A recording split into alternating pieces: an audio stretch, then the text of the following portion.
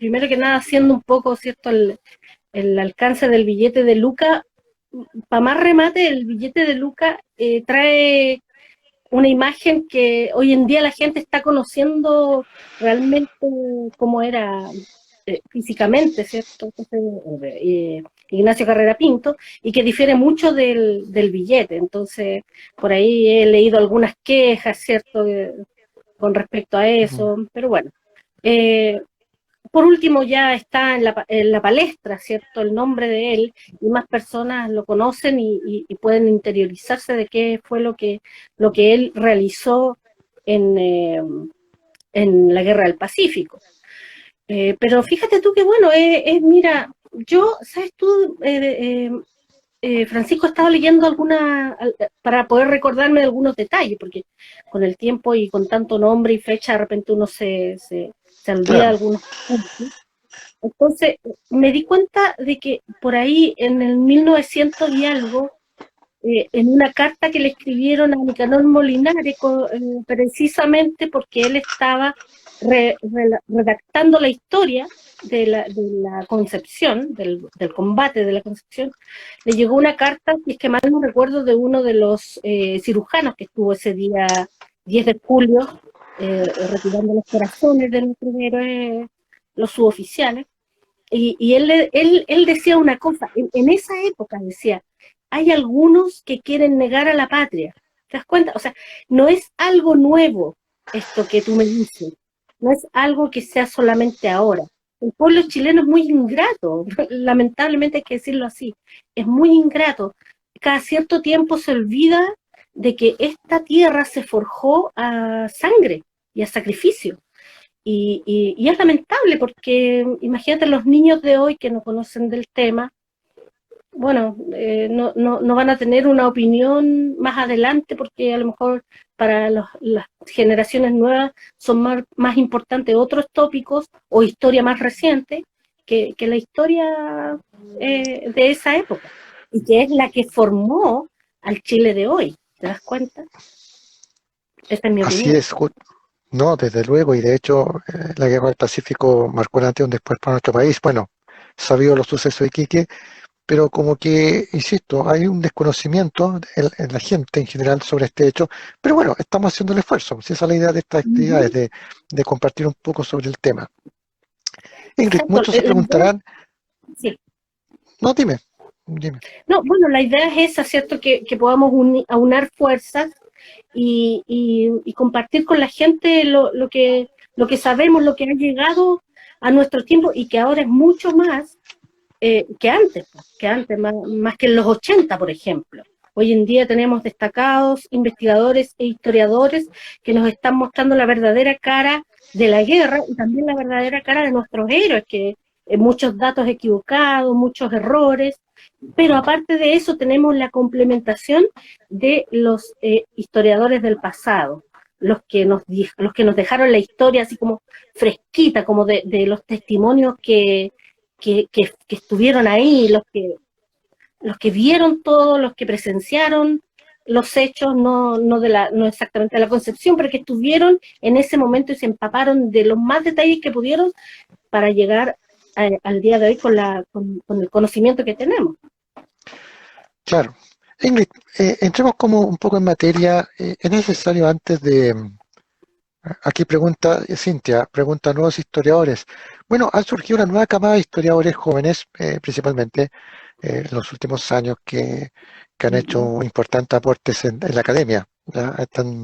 Pues, han salido muchos papers, están publicando artículos de la independencia, también de igual Pacífico, bajo otras aristas. ¿Ya? Joaquín Fernández Avara, por ejemplo, me acuerdo ahora que tiene publicaciones sobre el tema, entre otros tantos. Pero el problema, como digo siempre, es que hay publicaciones, pero falta conectarlo con la sociedad civil.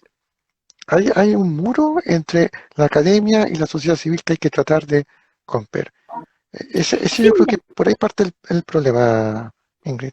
sí, sí, realmente, bueno, yo creo que la parte académica es la que tiene que, como, como te dijera, abrirse un poco más a la gente. Pero aparte de los académicos que tenemos hoy en día, bueno, aparte de eso, de lo que te iba a decir antes, estos académicos también publican en Internet sus, como tú decías, sus papers, ¿cierto? Sus estudios, sus ensayos, y uno puede buscar por tema y te aparecen ahí en Google un montón de ensayos de diferentes personas que han estudiado la guerra del Sí, Pacífico ahora, actualmente. Pero también tenemos otra camada de historiadores e investigadores, ¿cierto? Que son más particulares, por decirlo así, en el buen sentido de la palabra.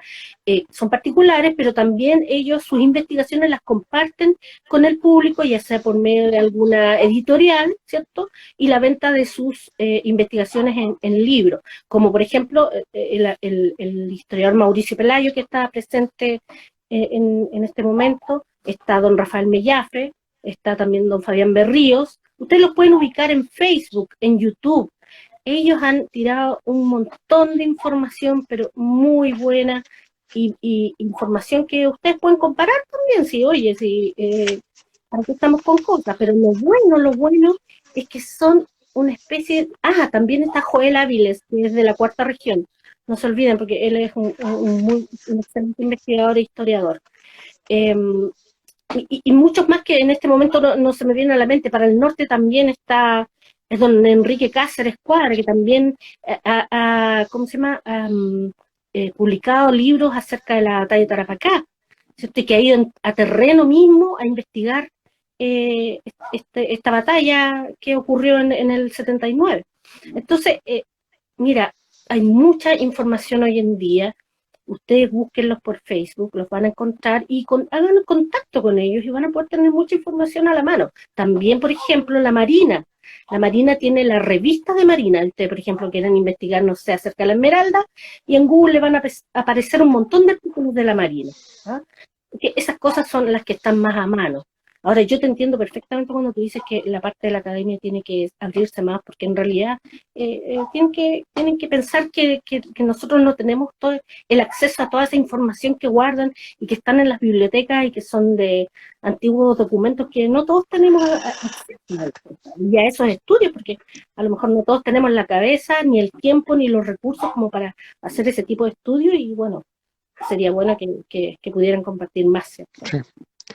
Ingrid, entremos en materia del combate, pero antes es necesario efectuar un contexto en que se desarrolló este combate, que se enmarca en las campañas que tuvo el Ejército de Chile en la sierra. Ya estamos en Perú, estamos por ahí el año 1881, comenzando en 1882. Entiendo que el Ejército de Chile ya había capturado Lima, estaba ocupando la ciudad de hecho, y para muchos, hablando de historiadores, dicen que aquí se terminó la guerra. Ya hace unas eh, mañana voy a conversar con Mauricio Pelayo en un sitio que se llama Guerra al Pacífico, que quedan cordialmente invitados. Y en Off the Record habíamos conversado de que, claro, para ese entonces, como que Chile dijo, ya, hasta aquí llegamos, se terminó la guerra en la parte mental, pero en la práctica venía lo más complicado, ¿no es cierto? Porque estaban las fuerzas, parte de las fuerzas peruanas que se negaban a que Chile ocupara el país, principalmente del campesinado, ¿no es cierto? Del campesinado, los indígenas que mantenían una fiera resistencia. Y es en este contexto, entiendo, donde se enmarca este hecho. Así que, bueno, si quieres hacer un contexto, Ingrid, bienvenidas. Sí, bueno, O sea, está súper bien lo que tú dijiste, pero agregar un pequeño detalle. En esa época, cuando terminó la guerra, digamos, las campañas que partieron en el 79, eh, bueno, el ejército se quedó estacionado en Lima, ¿cierto? Entre Chorrillos y Miraflores, pero aparte de eso, se quedaron con muchos enfermos y heridos. Por lo tanto, el ministro de la Guerra sugirió que ya que no había problema, que no había amenaza, lo mejor era que volvieran ese grueso del ejército y que se dejara estacionada una división o diferentes divisiones en el Callao, en la misma Lima y en otros lados, ¿cierto? Para proteger la ciudad de cualquier ataque que viniera. Pero en realidad fue por eso por lo que se retiraron, se devolvieron a Chile, porque ya no había guerra. Entonces, parte en 1881 con estas pequeñas escaramuzas y con una división que fue la división Letelier, la que fue enviada al interior para detener, ¿cierto?, al ejército de Cáceres, que fue justamente el que se replegó a la sierra, y que allí se reunió con sus otros coroneles y con sus otras oficialidades y también con lo que le quedó de ejército, de las batallas de Chorrillos y Miraflores. ¿Ya? Entonces, en ese año 1881 hubo montones de persecuciones a este ejército de Cáceres hacia la sierra, ¿ya? Y fue donde empezó en realidad esta campaña y que se dificultó mucho por muchos motivos, ¿no? Ya sea por el terreno, que era la geografía de la sierra, es muy, como te dijera, escabrosa, mucha montaña, mucho acantilado, mucho río, ¿cómo se llama? ¿Cómo se dice cuando los ríos son muy fuertes? Y el clima también, muy claro. dañino para la salud de los chilenos. Por lo tanto, es en ese contexto que llega el año 1882 y a comienzos de año, o sea, el 1 de enero, el comandante Lynch, que en ese momento era el jefe de Chile en el Perú, ¿cierto? Envía otra división a la sierra precisamente para terminar de dispersar al ejército peruano, cosa que no consiguió porque en realidad mira, yo estuve viendo que Lynch dio hartas órdenes y una de las principales era que el ejército no podía molestar a los habitantes de la sierra, no podía molestar a los pueblos, no podía, lo único que ellos llevaron dinero y en el fondo lo único que tenían que percibirse era de alimentos, pero el ejército les iba a estar enviando, supuestamente les iba a estar enviando ropa y otras cosas que necesitaban, ¿cierto? Como las municiones, armamento, etcétera. Y bueno, partieron, ¿cierto?, en enero y estuvieron aproximadamente 7 meses en la sierra. Y la verdad es que fue muy infructuoso eh,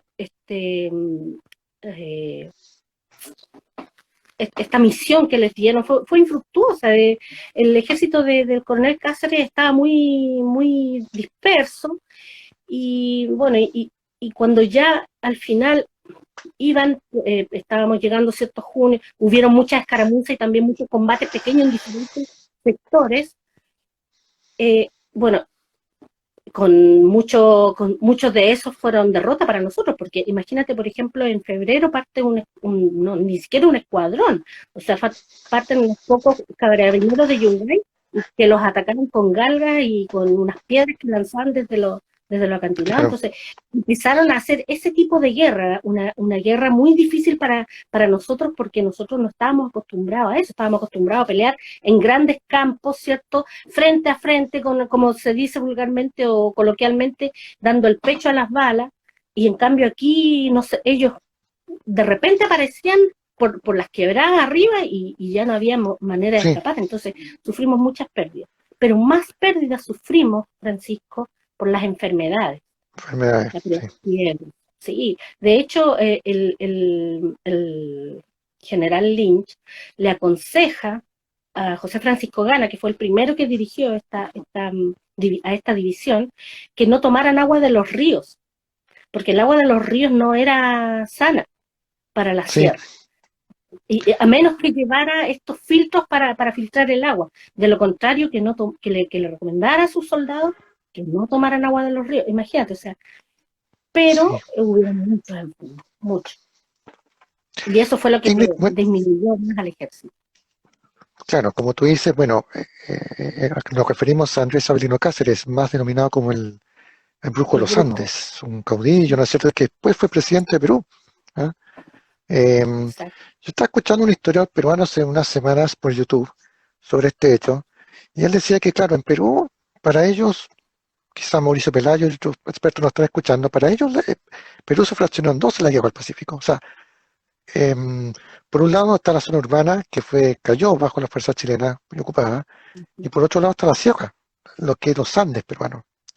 Para esa gente, para esos poblados, tuvo otro sabor el conflicto tuvo otra sensación, porque ellos sintieron la guerra propia y lograron algunas victorias.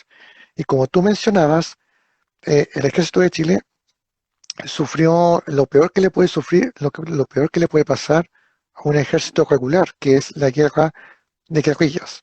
Es lo peor que le puede pasar a un ejército cualquiera, porque como tú dijiste, la guerra de guerrillas es un conflicto que no es ordenado, sino que van atacando en escaramuzas, van debilitando a las fuerzas, minándolas en todo sentido.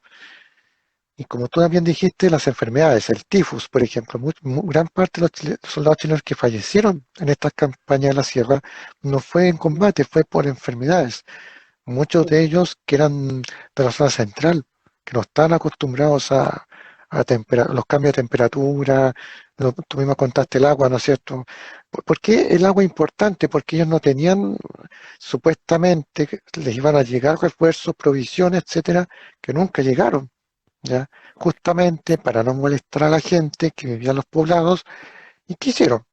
Justamente lo que no tenían que hacer. Los molestaron Así, y así. comenzó, bueno, lo que suele pasar en estas cosas, ¿verdad? Eh, Empezaron obviamente a haber escaramuzas, la gente por supuesto lo tomó mal, los pobladores, ¿no es cierto? Y se fueron encima de ellos. Sí, Por los eso es que la pobladores campaña de la sierra, disculpa, con esto termino. La campaña de la sierra se habla muy poco, pero fue cruento. Estamos hablando de un hecho totalmente distinto o sea, todo el episodio fue cruento, pero esto fue a niveles cavernarios prácticamente, lo que se vivió sí, mira, en los Andes peruanos. lamentablemente, lamentablemente es así. De hecho, leía yo a un comandante que decía en una carta, o en una carta decía, ¿cierto? Que al primer puesto que habían llegado, después de salir de Lima, necesitaban agua. Entonces dice que fueron y golpearon la puerta de la casa, y que no salió nadie. Entonces golpearon más fuerte y alguien se asomó así como entre medio como que abrió un poquito nomás la puerta, y le preguntaron si tenían agua y dijeron que no. Entonces le ofrecieron dinero, ofrecieron soles, ¿no? Para que les pudiera dar agua. Entonces ahí la persona le explicó que hacía poco había pasado el ejército, o sea, la infantería, ¿cierto? Y que se habían portado súper mal ahí, que habían hecho algunos destrozos, y bueno, y ellos no querían volver a pasar por eso. Entonces, bueno, cuenta este comandante, ¿cierto? Que él le dio unos soles para que le diera agua y le dijo que iba a castigar a los que... Y de hecho, Lynch le dice que de cualquier... O sea, en realidad era mutuo. Si a los chilenos los atacaban, ellos tenían que reprimir o realizar algún castigo en contra de quienes lo atacaran. Pero Claro, si los soldados lo hacían, también el comandante tenía la libertad, ¿cierto?, para castigar a quienes se portaran mal.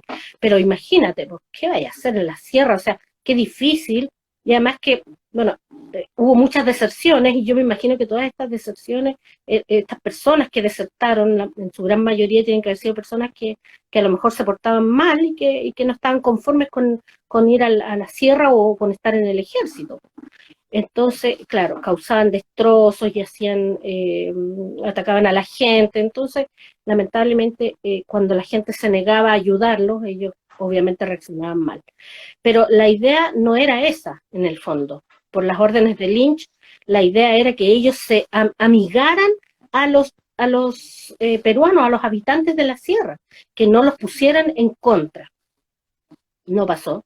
Y aparte de eso, tú tienes que entender, y los amigos que están viendo esto, tienen que entender que ahí hubo también una campaña del Brujo de los Andes, o sea, de Cáceres, para poner en contra de los chilenos a la población general de la sierra.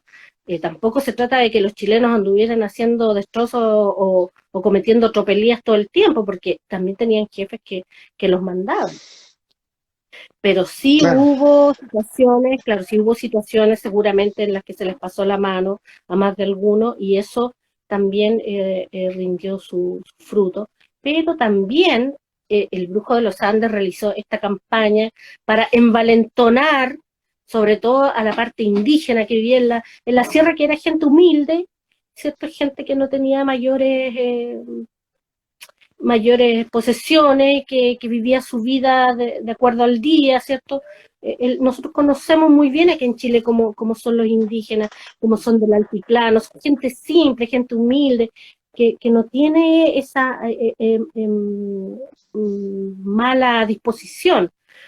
Pero bueno, a ellos se los puso en contra del ejército chileno y cada vez que pasaban por alguna parte era el típico, bueno, aparte de eso que muchos se unieron al ejército de Cáceres, fue más que nada con pobladores y gente de ahí que él llenó las filas de su ejército o que lo agrandó y de esa manera, bueno, tuvo también menos pérdidas en su propio ejército, porque los primeros que iban a atacar a los chilenos eran la indiada, o en este caso la gente que vivía en la serranía, que se llamaron también montoneras, ¿cierto? Las montoneras fueron las que pagaron el pato, por decirlo así, porque ellos andaban con hachas, con hondas, con lanzas, y los chilenos tenían sus fusiles, si es que mal no recuerdo, leí por ahí que eran los fusiles Gras, y ellos se disparaban y los otros disparaban piedras. Entonces, por eso mismo Claro, hacían esto de atacarlos de una forma diferente, que los chilenos no tuvieran cómo defenderse, porque si los chilenos disparaban, mataban al tiro. sí. ¿Te das cuenta? Esa fue su Ingrid, manera ¿cuáles de... son los antecedentes, claro, cuáles son los antecedentes directos que llegamos al combate a la Concepción? ¿Cuál a tu juicio es como el antecedente inmediato? Inmediato quiero Mira, decir. mira, el ejército, bueno, el José Francisco Gana se había retirado a Lima y quedó al mando Estanislao del Canto, ¿ya? Y mientras él estaba en Huancayo, ¿cierto? Ellos deliberaron si se quedaban o no. Órdenes de Lima llegaron de que la división debía permanecer ahí, ¿ya? Pero no le llegaban todo lo que era Sí. no le llegaba nada, Disculpa, entonces ellos ¿sí? no, no, la Lo que orden pasa es era que, para neutralizar, no, era para sí, neutralizar las fuerzas de Cáceres, ¿cierto? Era para evitar exacto, que para regresaran a Lima. evitar que llegaran a Lima. Pero, ¿cómo se llama? Estanislao del Canto, al final, con sus jefes, decidieron volver a Lima porque no los estaban encontrando, estaba resultando muy infructuosa la división, de estar ahí, no tenían comida, no les llegaban las botas, la ropa, porque el tren lo asaltaban o rompían los rieles y no les llegaba nada. Y también pasó que no les estaban enviando las cosas. Entonces decidieron ellos, después de haber ya recibido la orden de que tenían que quedarse nuevamente, porque él había mandado parte para allá, para Lima, pidiendo que sus fuerzas se retiraran a Lima, y de vuelta Lynch le mandó a decir que no, que se quedaran acá. Entonces ellos decidieron por su propia cuenta, porque tenían muchos enfermos, más de 200, tenían muchos enfermos. Entonces estaba el ejército debilitado tanto por las enfermedades como por la comida, y como también por la cantidad de soldados que estaban quedando en pie para combatir, en el fondo, si es que el ejército de Cáceres llegaba todo unido a atacarlo. Entonces, en este momento ellos deciden irse, y se entera Cáceres de alguna manera, ¿cierto? Con sus espías, no sé, o los mismos pobladores le avisaron que la división chilena partía de vuelta a Lima. Y fue entonces cuando ellos decidieron atacar más fuertemente. Atacaron días antes, desde el 3 de julio en adelante, y llegamos al 9 de julio, que atacaron a una fuerza del Santiago que estaba en Pucará, ¿cierto? Y cuando ellos se iban moviendo, recibieron este mensaje de que estaban siendo atacados por Cáceres, y fueron a ayudarlo. Entonces se demoraron en llegar a la Concepción. Y esa demora fue la que permitió que por el otro lado Gastó, ¿cierto?, enviara a Ambrosio Salazar a atacar con sus montoneras a la compañía de Ignacio Carrera Pinto, que se encontraba en el pueblo de Concepción. Y ahí fue cuando se quedaron en Huancayo un día más. Aparte de eso, Ignacio Carrera Pinto le había enviado un mensaje diciéndole que todo estaba tranquilo, que no había problema. La misma mañana del 9 le envía a Del Canto este mensaje diciéndole que no había problema, y que ellos los iban a estar esperando ahí listos, etcétera. Y es cuando, ¿cierto?, empiezan al mediodía o a las 2 de la tarde a bajar desde los cerros las montoneras del ejército peruano, con parte del ejército también. ¿Ya? claro. Y ocurre este combate. Ingrid, sí, Ingrid, es necesario, antes de continuar con el combate, hablar un poco de la figura de Ignacio Cabrera Pinto y aprovechamos de agradecer a quienes se están conectando. La mayoría de las personas lo conoce por el billete Lucas, ¿no es cierto? Y quizás esa es la única referencia que hay. Yo ya hablaba con algunos amigos del Instituto José Miguel Cabrera, del cual pertenezco, y nos llamó la atención, claro, que quizás la figura de Cabrera Pinto pueda homologarse a la de Prat, incluso, ¿ya? Porque efectivamente, al igual que Prat, él se inmoló por la patria, al igual que todo el resto de los chilenos que presente ahí. Pero ¿quién fue Ignacio Cabrera Pinto? ¿Por qué tenemos que hablar de él? No sé si nos puedes contar un poco. Entiendo que él nació el mismo año de Plata, curiosamente, nació en el año 1848, pero a diferencia de Arturo, tuvo una vida totalmente distinta, ¿cierto? Sí, bueno, ¿cierto? Él fue hijo de ¿Qué tenemos a Ignacio Cabrera Pinto? Ignacio Carrera Pinto. No me recuerdo en este momento el nombre de pila del papá, eh, pero su papá, bueno, era hijo del prócer José Miguel Carrera, ¿ya? Tal cual, Y José Miguel Carrera Fontecilla. José Miguel Carrera Fontecilla, ahí está.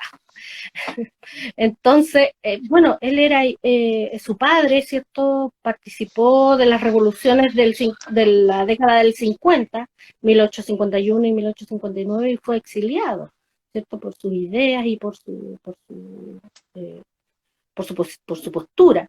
Este fue exiliado, se exilió en el Perú y allá falleció. Entonces, y en esa época, bueno, Ignacio Carrera Pinto era pequeño, entonces tuvo que sufrir todas las penurias que vinieron con la pérdida del pilar del hogar, que era en esa época el padre, ¿cierto? En ese tiempo las mujeres no trabajaban, estaban en su casa. Entonces él recibió ayuda de la familia Carrera, de sus tías, y en realidad él creció, estudió en el Instituto Nacional, ¿cierto? Que fue el que fundó su abuelo.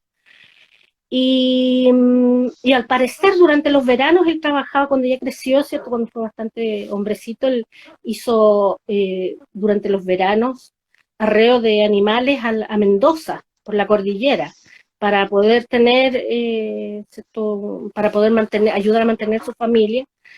Y, y bueno, después de eso trabajó, si es que más no recuerdo, en un banco. Y bueno, Sí, al parecer terminó sus estudios porque él lo que dice es que él estudió y mientras él estudió, o sea, cuando dicen que él estuvo haciendo arreos, aparece su nombre en los documentos del Instituto Nacional. Entonces, él obviamente lo sí. hacía en los veranos o, qué sé yo, en las vacaciones. Y después de eso trabajó y bueno, la guerra del Pacífico cierto, lo encontró así trabajando, como te digo, en oficina. ¿Te puedo contar una anécdota Cuéntame. de él? Mira, bueno, tú mencionaste al papá de Ignacio, que es José Miguel Cabrera Fontecilla, un revolucionario. Fue Ujú. compinche yunta de Francisco Bilbao, de Santiago Arcos, de estos próceres de las comunidades Ujú. liberales. Yo les recomiendo, si quieren entretenerse, o sea, no es historia propiamente tal, pero hay una miniserie que se llama Martín Rivas, del TVN, que la pueden encontrar en YouTube, y ahí pueden introducirse de esa época, ¿va? Hace Y poco la bueno, vi, de José Miguel es Carrera, buenísima. sí, de José Miguel Carrera Fontecilla se sabe poco. Hay en mis redes sociales, Ujú. pues ayer un daguerrotipo de él. Eh, Él no conoció no conoció a su padre, José Miguel Carrera, nunca lo conoció, ¿ya? Claro, Eh, y como tú dices, él tuvo, claro, a Ignacio, y él, bueno, dicen que de tal palo tal astilla. Él también estaba metido en actividades revolucionarias, José Miguel Carrera Fontecilla, se tuvo que ir al Perú, y hizo mucha amistad, fíjate, con Benjamín Vicuña Maquena, también otro ya. prócer de estas revoluciones liberales. Ujú. Fueron compañeros de celda, se tuvieron que ir al Perú, y lamentablemente Carrera fallece de un problema hepático, ¿ya? Muy joven. y Benjamín Vicuña Maquena logra huir de la cárcel, huye disfrazado de mujer a todo esto. Se tuvo que disfrazar de mujer para salvar su pellejo. No sabía. Bueno, claro, y pasó el tiempo, tuvo un indulto y comenzó a trabajar. Bueno, en paralelo, Carrera Pinto, claro, como tú bien decías, se tuvo que dedicar a actividad agrícola. Fíjate que un Ujú. detalle, su infancia, parte de su infancia la pasó en el monte, ya, en la Ya, hacienda del monte, en la casa la de los mítica Carlos. hacienda que, claro, Ujú. el hogar de verano de la familia Carrera, allá en el monte. Yo no sé si nuestros amigos conocen la hacienda, pueden ir, está en la comuna del monte. Entonces, Carrera es criado, entre otros, como tú dices, por la familia, parte de la familia Carrera, y entre ellos su tía abuela Javiera, hermana de José Mm. Miguel. Entonces Javiera Carrera, cuando veía a Ignacio de niño, joven, decía, se parece mucho a José Miguel. Pues si ustedes ven, no tengo una imagen de Laura. A ver, no, parece que no. Si ustedes ven a Ignacio Carrera Pinto joven, como está en el billete, porque está retratado como joven, tiene un parecido a José Miguel, ¿ya? Eh, y, y ella decía, se parece mucho a José Miguel Carrera. Bueno, pasa el tiempo, se dedica a esta actividad agrícola en Mendoza, que no era fácil en esa época porque tenía que estarse trasladando por la cordillera, Mendoza, Chile. Curiosamente, Mendoza, la ciudad donde es fusilado José Miguel, su abuelo, y también Juan José y Luis Carrera. O sea, la ciudad, como tú puedes ver, es una, en fin. Y resulta que pasó el tiempo y Benjamín Vicuña Maquena asume como intendente de Santiago. Entonces, él se entera de Ignacio y le ofrece, como tú dijiste, un puesto como en la oficina, una oficina de la intendencia de la capital, porque a diferencia de Arturo Prat u otros próceres, él, claro, no tuvo mayores estudios, pero venía de una familia de abolengo, o sea, perfectamente pudo haberse dedicado a eso sin ningún problema, no, Ujú. cuando Podría estalló la haberse guerra del quedado. Pacífico, claro, podía haberse perfectamente quedado en eso, pero Sin él, embargo, él descendiente solicitó. de José Miguel Carrera, lo llamó a la patria, ¿no es cierto?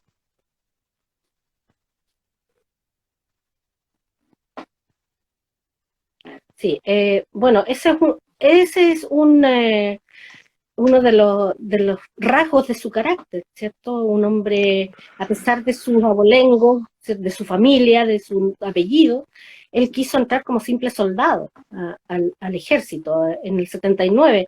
Él no quiso llegar como oficial directamente.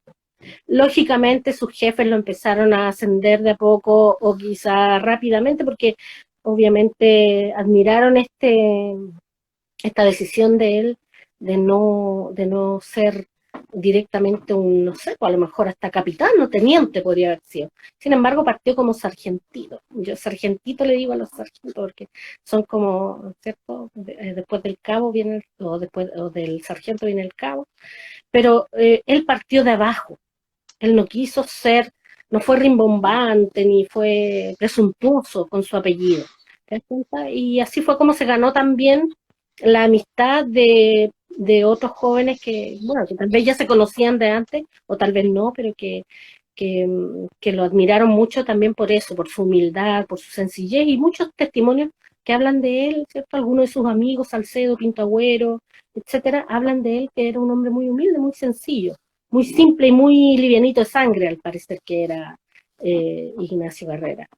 Y sí, pues, él fue, en realidad fue un hombre que dejó un ejemplo muy grande en el ejército. Participó primero como, ¿cierto? Como sargento, como te decía yo, en el regimiento Esmeralda, y, y llegó a Lima en ese, si es que mal no recuerdo, llegó a Lima y de ahí fue pasado al Chacabuco o fue antes, ya no me acuerdo bien, pero fue de esos dos, en el fondo, de esas dos unidades, primero en la Esmeralda y luego en el Chacabuco sexto de línea, donde finalmente termina entregando su vida. Claro, y aquí comienza justamente su paso a la inmortalidad. Eh, por el tiempo, vámonos un poco ya directo a lo que fue del combate en sí, hay que aclarar que cuando hablamos de la Concepción, el pueblo se llama en realidad Concepción. Lo que pasa es que la historiografía, para distinguir de Concepción, de Ciudad que hizo Chiapas, donde ha sido, te voy a confesar algo. Cuando era muy niño, yo pensaba, yo leía los Icaritos, que los tengo ahí todavía, del combate de la Concepción.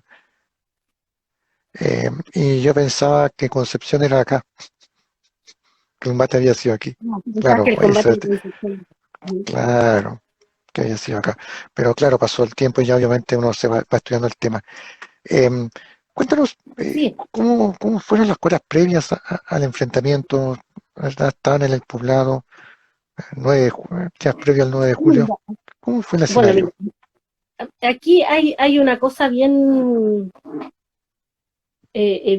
fuerte, ¿ah? Porque el ejército se encontraba, como te digo, acantonado en Huancayo, ¿cierto? Pasaron ahí la noche del 9 y partieron, ¿cierto? Ya en la mañana, bien temprano, traían a los enfermos. Hay varios testimonios de diferentes personas, por lo tanto, el orden en que llegaron al poblado de Concepción es bien diferente, lo que vieron es diferente, pero más o menos fue así. ¿Cierto? Se envía unas avanzadas a avisarle al capitán, que en ese momento era teniente, Ignacio Carrera, que tenía que preparar, es cierto, que iban a llegar y que tenía que preparar la dieta para los enfermos que iban ¿cierto?, en la caravana. Y bueno, esta avanzada llega y al parecer esta avanzada de Pinto Agüero envía unos cerca de 50 soldados que lleguen primero a avisarle a Carrera, pero al parecer ellos sintieron, los que estaban ahí sintieron, ¿cierto?, que habían temprano en la mañana que habían disparos, vieron una humareda y se devolvieron. No entraron al pueblo. Y después hubo una polémica porque el capitán que iba en esa avanzada, que era Jorge Bonen, ¿cierto?, dijo que él había sido el primero en entrar y que había visto ahí que habían disparado a unos montoneros que estaban, etcétera. Inventó toda una historia, pero en realidad los primeros que entraron fueron eh, Marcial Pinto Agüero, que era en ese momento era el comandante del Chacabuco, ¿cierto? También un batallón del Lautaro que iba, y ellos fueron los primeros que entraron en realidad y vieron todo esto, pero Bonen se había devuelto, Bonen no entró. Entonces ahí hubo una polémica. Bueno, cuando entró Pinto Agüero empezaron a investigar y quienes les comentaron cómo fue el combate fueron algunos ciudadanos extranjeros que se quedaron ahí protegiendo cierto, sus bienes y bajo bandera extranjera, que en el fondo ellos tenían la protección por ser, ¿cierto?, una ley internacional. Y también un doctor peruano. Todos esos testimonios que ellos entregan de lo que vieron o de lo que alcanzaron a ver o lo que percibieron, coincide con el parte de Ambrosio Salazar. ¿Ya? Coincide en qué? En que el combate empezó a las 2:30 de la tarde y terminó a las 10 de la mañana y algo, o 12 de la mañana, por ahí.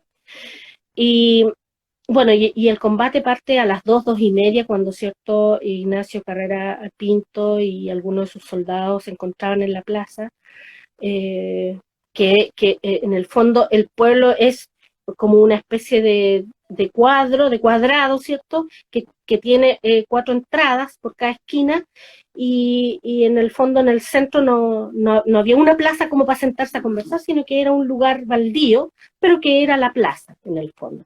Estaba la iglesia y al lado un convento y al lado el cuartel, donde ellos después finalmente se terminaron atrincherando. Y en el convento estaban los enfermos, ¿no? Entonces, dicen los testimonios que Ignacio Carrera Pinto se dio cuenta de este ataque cuando ya prácticamente estaban las montoneras bajando, ¿no? No se dio cuenta antes, le avisaron de repente o se dieron cuenta de repente que venían bajando. Y empezó, ¿cierto?, este tiroteo, perdón. Primero que nada, el capitán, en ese momento teniente, porque él no se llegó a enterar que fue ascendido a capitán, Ignacio Carrera Pinto ordena a sus soldados ¿cierto? Y los pone a la entrada de o sea, a la entrada de estos pasillos por donde venían llegando el ejército peruano y empiezan a atacarlo. Y hay un cierto testimonio mismo de Ambrosio Salazar. Todo lo que se contó acerca de este combate coincide con lo que él habló en su parte, ¿cierto? Y los chilenos hicieron retroceder una o dos o tres veces, pero finalmente empezaron a perder munición y también empezaron a perder hombres. Por lo tanto, a las 6 de la tarde, cuando ya empezó a bajar el sol, Carrera Pinto ¿cierto? Se replegó al cuartel. Y bueno, y ahí pasaron la noche también en luchas y en peleas, ¿cierto? Con el ejército peruano que de alguna manera u otra trataba de entrar porque no podían. Les pedían que se rindieran y los chilenos no se rendían.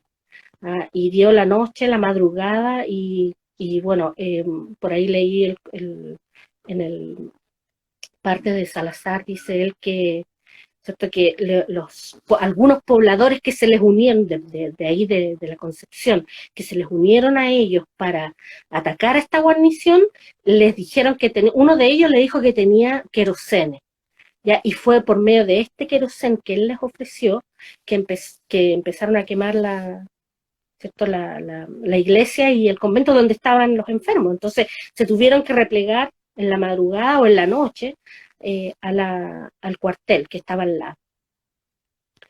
Y bueno, y como los chilenos ofrecieron tenaz resistencia, pasaron muchas horas en que atacaban y no atacaban, y finalmente empezaron a realizar forados, ¿cierto? A romper por las paredes, por el techo, a empezar a romper para disparar y disparar y matarlos de alguna manera, porque ya pasaban las horas y los chilenos no se rendían y ellos tampoco conseguían matarlos, pues no podían. Entonces, finalmente, dime. No, claro, efectivamente fue un combate obviamente encarnizado. De alguna manera, claro, 77 chilenos contra, habrán sido 1200, a ver, 300 soldados regulares probablemente del ejército y otros tantos montoneros, indígenas que se unieron, ¿cierto?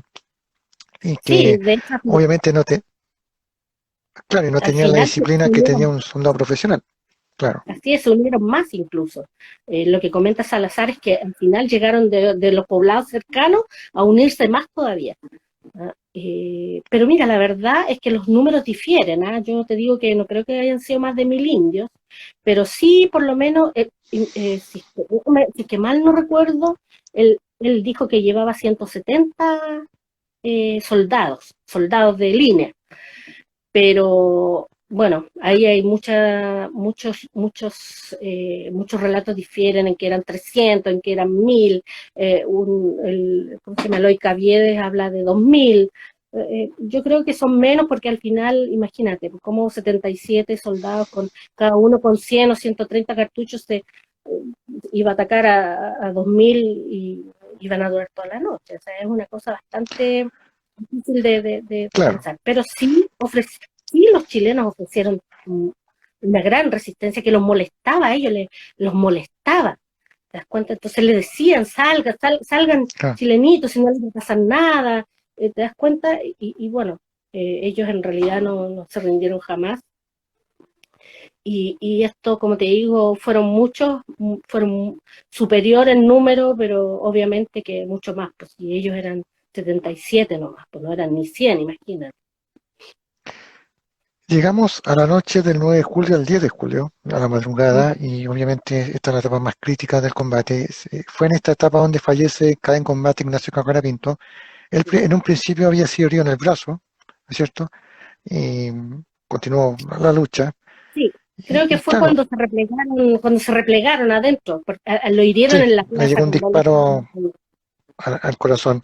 Y claro, yo me acuerdo que hace años atrás, 2007, TVN sacó una serie que se llama Epopeya, que la pueden consultar en YouTube. La serie es buena, pero comete varios errores históricos. Yo creo que más que nada para darle un poco más de acción a la serie, en fin, Claro, es que argumentos ¿sabes más. también? Perdona, Francisco, te interrumpo un chiquitito, muchas veces se basan en el adiós al séptimo de línea también, pues acuérdate que Claro, ahí Don Juan Nostroza nos dejó más o menos desparramados en la historia, entonces se basan por ahí en esas cosas. no, pero bueno, la intención, bueno, Jorge Sí, Nostroza, obviamente, pero hay que siempre separar la historia de lo que de la ficción. En esa serie, claro, cometen algunos errores, se habla de que Ignacio Carrera Pinto falleció de otra forma, en fin, no, pero fue un disparo, entiendo, al corazón cuando se estaba justamente replegando hacia el templo, ¿verdad? En estas, ¿no es cierto?, para cargar estas cargas, quiero decir, fue donde cayó. ¿Qué sí. pasa, Ingrid, el 10 de julio al amanecer? ¿Cuál es la situación del ejército para ese Bueno, mira, entonces? ya quedan muy pocos, tal vez 15 o 20. Adentro también habían unas mujeres, ¿cierto? Que eran las esposas de algunos soldados. Y también ahí hay las historias difieren en la cantidad de mujeres, en la cantidad de niños, en los números de niños. Un historiador por ahí dice 4, otro dice 3. Salazar dice que habían 2 mujeres y una había tenido mellizos. Uno estaba muerto con un niñito chico de 4 o 5 años y ellos se llevaron al otro vivo para que no lo mataran los indios. Eh, hay diferentes versiones, pero todas coinciden en que al final los pocos chilenos que quedaban, ¿cierto? Estos fueron los extranjeros los que dijeron que los pocos chilenos que quedaban no se rindieron y, y se lanzaron al centro de la plaza. Bueno, antes de eso sí, también creo que hicieron como una trampa, les hicieron a los peruanos. Le gritaban de afuera que se rindieran y que no les iba a pasar nada, y creo que los chilenos de adentro, esto lo leía, ¿cómo se llama? Mostraron una banderita blanca. Entonces, en la medida que los indios se acercaban, los chilenos disparaban, y esto los enloqueció, ¿cierto? Y ahí fue cuando la última vez que entraron y que pudieron romper la puerta finalmente y entrar. Y, pero antes de eso, ¿cierto? Allá habían fallecido los oficiales principales, que primero fue Ignacio Carrera Pinto, luego de lo cual quedó a su cargo, al cargo de la guarnición quedó Julio Montt Salamanca. Cuando él falleció, eh, quedó a cargo el joven Arturo Pérez Canto, que era subteniente también, y finalmente todos murieron y los últimos que quedaron, según los relatos, fue Luis Cruz Martínez con 3 o 4 soldados más, y ellos se tiraron a la carga y murieron en el centro de la plaza peleando, matando, y también, bueno, ellos fueron muertos en esa carga.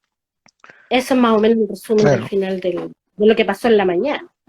Y luego de ahí la sí, indiada peruana se tiró ¿cierto? A, en el fondo a cometer todas esas cosas que ocurren en la guerra nomás, ¿cachai? O sea, destrozaron los cuerpos de los soldados, mataron a las mujeres y a los niños. Eh, por ahí leí que una de las mujeres era peruana, una de las mujeres de los soldados era peruana. O sea, ese es un relato que hay entre todos los relatos que pude leer, y que ella estaba embarazada en ese momento y que la habían matado de la peor manera por traidora a la patria. Ella estaba compartiendo su vida con un soldado chileno. Y, y bueno, esa fue la parte final, cuando lo que dicen que al final las mujeres salieron y las mataron. Y, y bueno, y todos quedaron destrozados.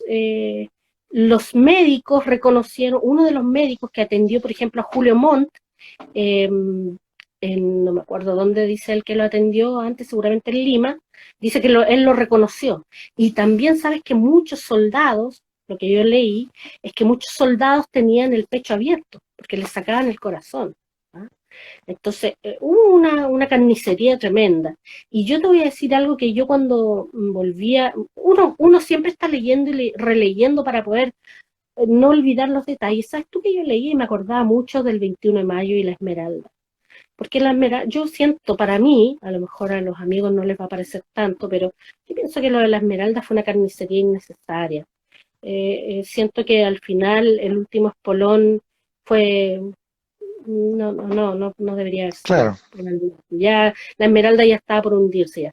Y acá también, o sea, lamentablemente fue la indiada la que se tiró a hacer todos estos destrozos y toda esta carnicería, como repito, que ocurrió ahí, pero fue porque en las guerras ocurren estas cosas nomás, pues no hay otra explicación. Aparte de eso estaban Y, con y- vino en el cuerpo, etcétera, y ellos fueron reconocidos porque sus compañeros los conocían. Alguien por ahí me dijo, pero ¿y cómo? Me dijeron, ¿cómo trajeron leí a alguien que comentó, ¿cómo reconocieron a los oficiales y estaban?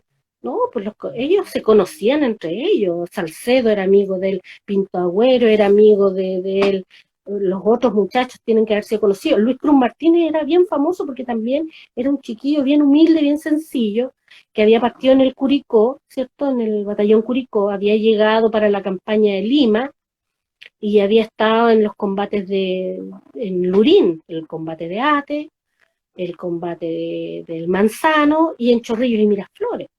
Y el cabro tenía un comportamiento súper valeroso, entonces eran conocidos los oficiales, entre la oficialidad y también entre la tropa. Por lo tanto, fueron reconocidos por estos médicos y por sus compañeros y por eso les retiraron sus corazones, porque tampoco tenían cómo llevarse los cuerpos, no tenían cómo. claro.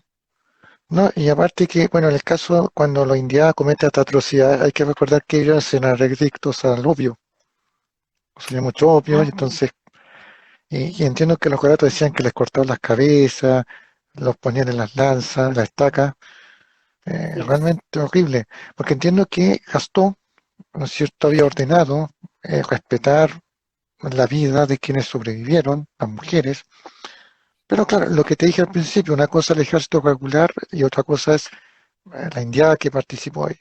Pero bueno, como tú misma dijiste también, esto lamentablemente pasa mucho y tiene cierto sentido por la carnicería que se armó en el combate, lo feroz que fue el combate. Obviamente eh, no íbamos a esperar un cambio de actitud. Eh, Llegan, ¿no es cierto?, las tropas chilenas, reconocen los cuerpos y entiendo que Del Canto ordenó incendiar la iglesia, depositaron los cuerpos de los chilenos ahí, quemaron la iglesia, quemaron el pueblo entero, fusilaron a los que quedaron, a los rezagados peruanos que quedaron ahí, eh, en Sí, fin, el había pueblo mucho quedó ebrio. destruido.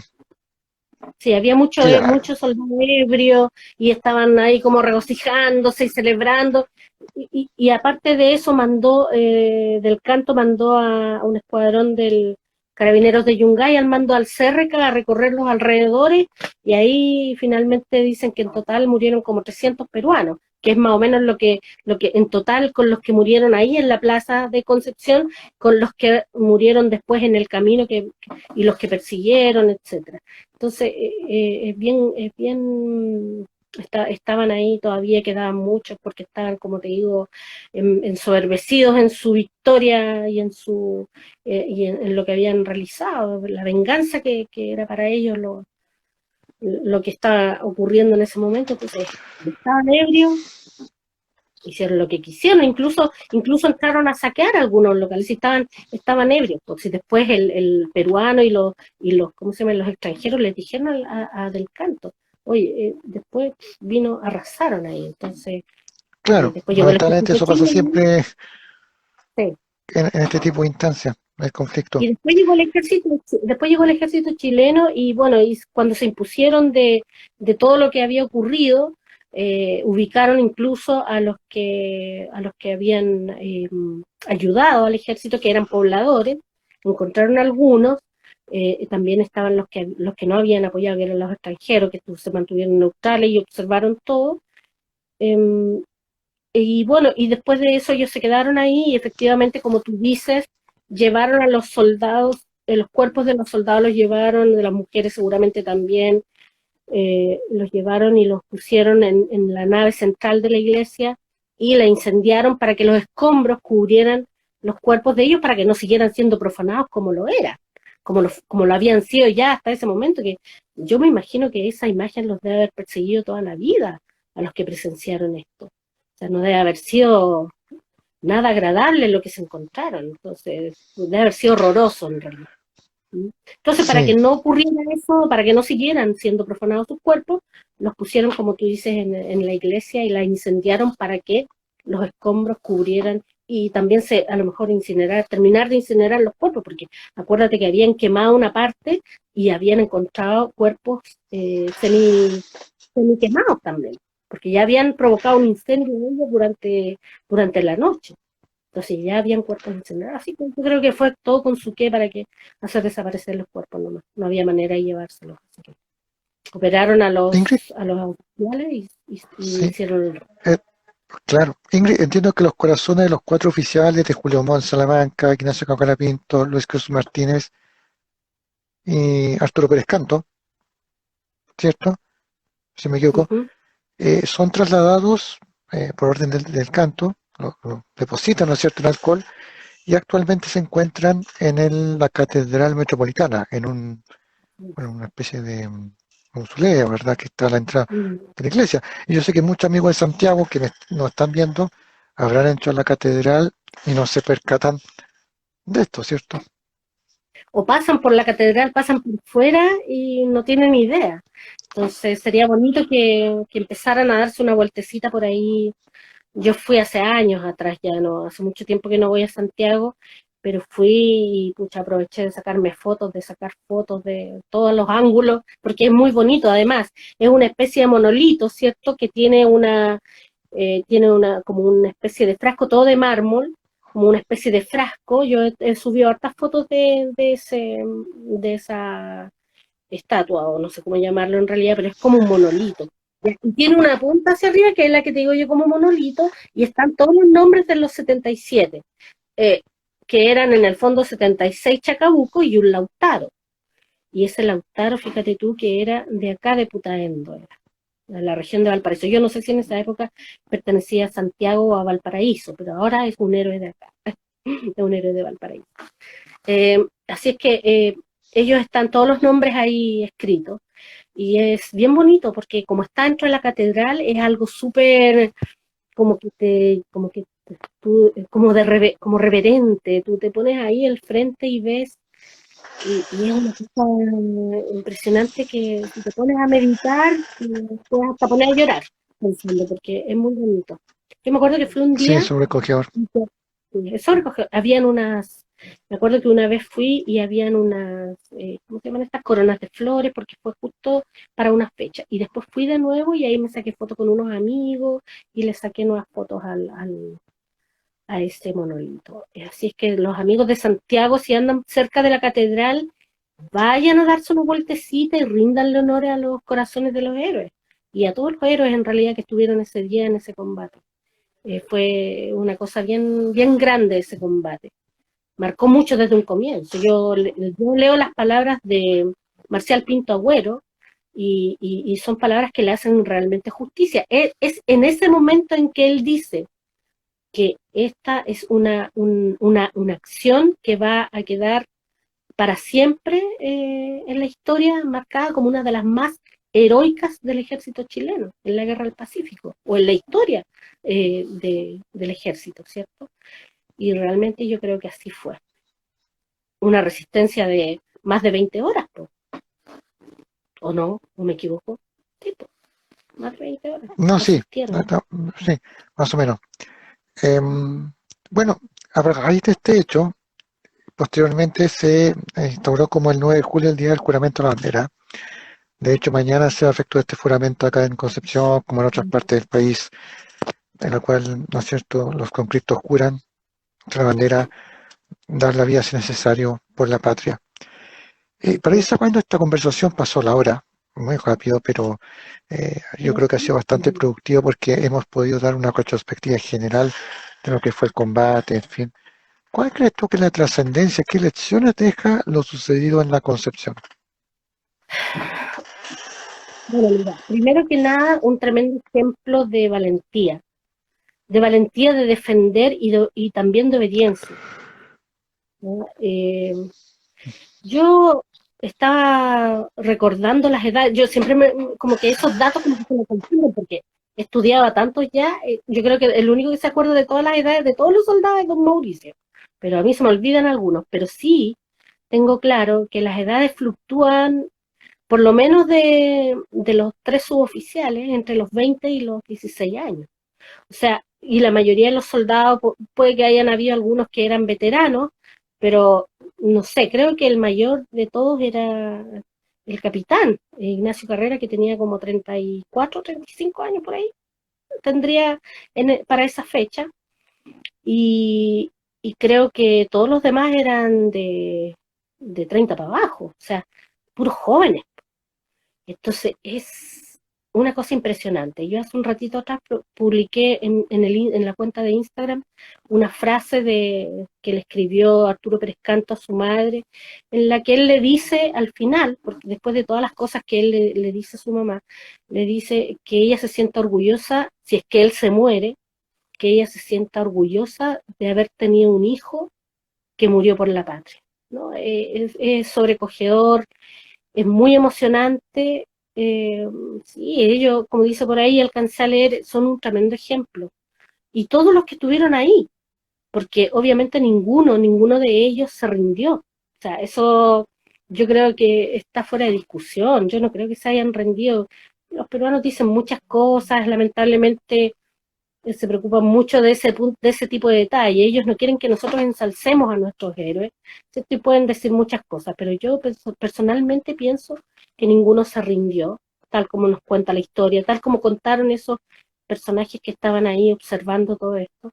Y creo que ese es el ejemplo mayor. Ellos nunca se rindieron, lo mismo que la Esmeralda de Prat, nunca se rindió y nunca arrió su bandera, ojo, nunca arrió su bandera.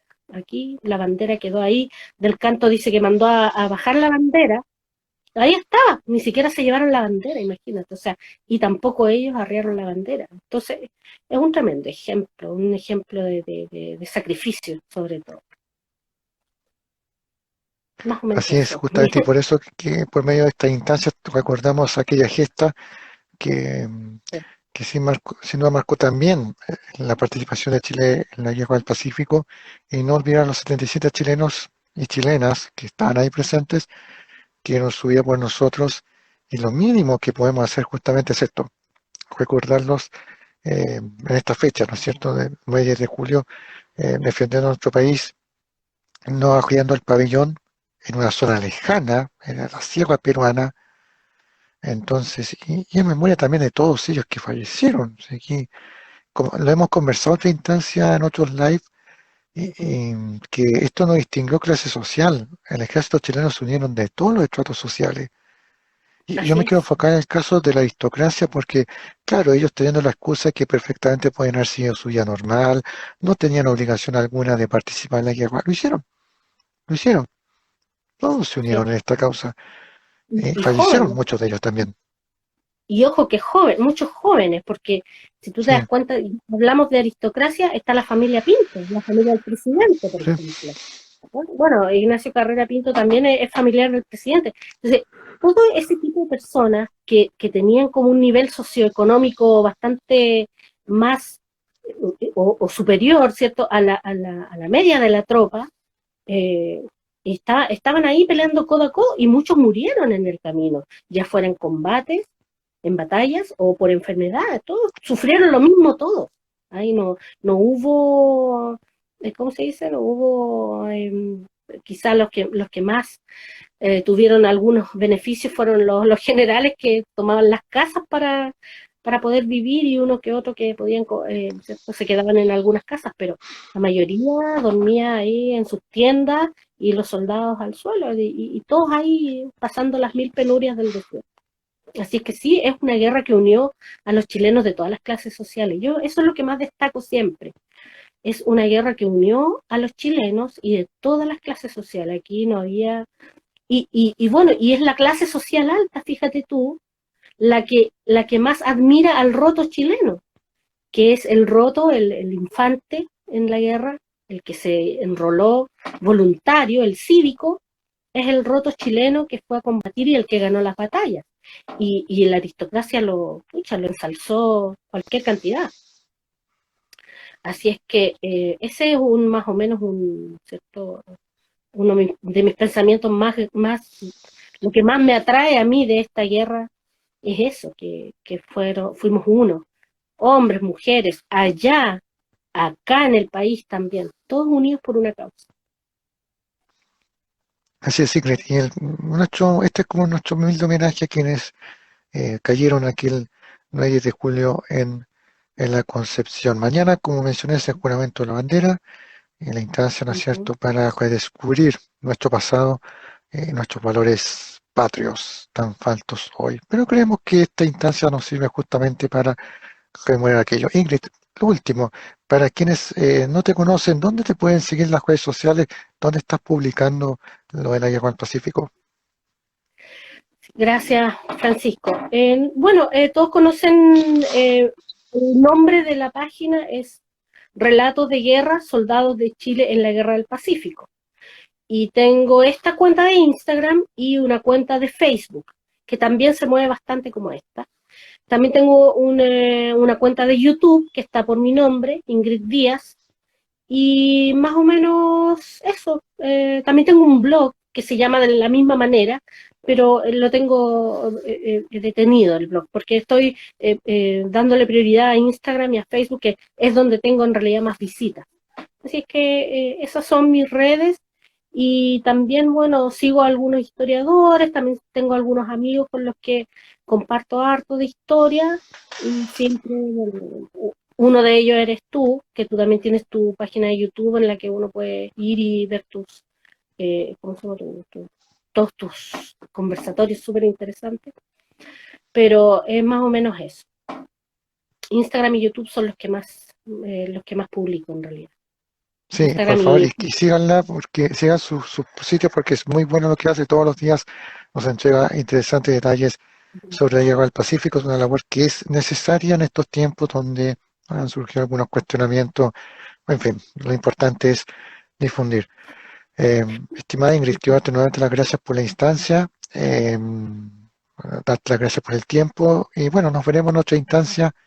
Quizá en septiembre podríamos hacer algo, aprovechando que es el mes de la patria, que tenemos súper, que me encantaría. recordar aquello. Así que muchas gracias y gracias a quienes se conectaron, comentaron, participaron de la conversación, porque esa es la idea. La idea es que entre todos vayamos participando. Y bueno, quiero aprovechar, disculpa, abusando unos minutos. Desde ayer que está en difusión un documental que hice junto al historiador Juan Eduardo Mendoza acá de la Universidad de Concepción. Efectuamos un recorrido por la réplica del templo de la Concepción que se encuentra acá en Concepción. ¿Ah? Ya que estamos hablando de la falta de identidad, bueno, esta réplica del templo se encuentra aquí en la ciudad de Concepción. Eh, bueno, originalmente la iglesia en la Concepción tenía solamente una torre, eso se llama las fuentes. ¿Ya? Pero bueno, acá el templo tiene dos, ya se trató un poco de hacer parecido a lo que fue la iglesia. La parroquia se llama Parroquia Nuestra Señora del Carmen, ¿ya? Y se encuentra en la avenida Juan Bosco de Concepción. ¿Ya? Y hace unos días fuimos con el profesor, con el capellán a cargo a conocer el templo y guarda algunos objetos, réplicas por supuesto, de lo que fue el Chacabuco. ¿Ya? Cuando combatió la Concepción, hay una copia del certificado de nacimiento de bautismo, quiero decir, de Ignacio Carrera Pinto, algunos emblemas de la Concepción, así que el documental está ahí en las redes sociales, también está publicado en el Instituto José Miguel Carrera, en el YouTube de ellos, así que aprovechen de verlo, también Ingrid, te invito a verlo, y bueno, así estamos terminando este live, así que Ingrid parece que se fue, no, está ahí todavía, que parece que la Te imagen escucho está cortado. pegada. Bueno, muchas gracias por su tiempo. Ingrid, todavía está. Te escucho, ahora sí. ¿Me escuchas o no? Sí, es que tenía la ¿Me imagen escuchas? congelada. Tenía la Ah, imagen ya. congelada. Yo te escuchaba No, cortado. Oye, ¿te puedo decir una cosita chica? ¿Puedo decir algo? claro. Es que quiero despedirme de los chiquillos que está viendo los comentarios ahí. Feliz Día de la Bandera a todos, chiquillos y chiquillas. Y quiero darle las gracias porque en realidad la página, la cuenta se mueve gracias a ustedes, así que con Francisco lo sabemos bien, los seguidores de la página, ¿cierto? Son los que siguen estas historias de nosotros que contamos para ustedes y quiero darle las gracias por eso y también quiero decirles, bueno, chao a todos y que tengan un excelente día y un fin de semana mejor. Igualmente, muchas gracias Ingrid y bueno, feliz día también de la bandera, de esta hermosa bandera chilena que nos representa a todos. Que estén muy bien, Gracias, nos vemos en una muchas próxima gracias. instancia y hasta pronto, que estén muy bien. Te pasaste, gracias, chao. Gracias Ingrid, nos vemos.